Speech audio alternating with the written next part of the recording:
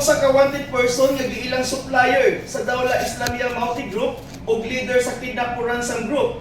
Human nga aduna kilistan nga warrant of arrest para sa mga kasong kidnapping for ransom nga walay piyansa, prostituted murder nga aduna 200,000 nga piyansa o ang violation sa Republic Act 591 nga walay piyansa kaniadto Nobyembre 7 diha sa barangay Angandog, Baluy, Lanao del Norte. Ang anak pang suspect gila lamang sa alias Kalaki 9, 55 anyos, residente sa maong lugar. Nakuhaan pa ang suspect gikan sa iyang balay nga gipuy-an og usa ka M14 rifle nga adunay unom ka magasin o adunay 7.62 mm nga adunay 125 ka mga buhing bala. Isa ka M1911 nga armas, kalibre 45 nga pistola, Baufeng handle radio o guban pa mga paraphernalia gamit sa pagsuporta sa mga aktibidad sa maong grupo.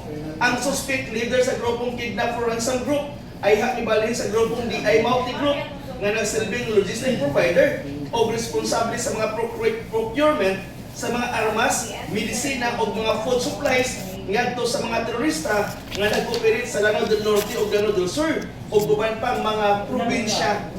Alang sa Kasayuran Balita, Mike Navarro, reporting.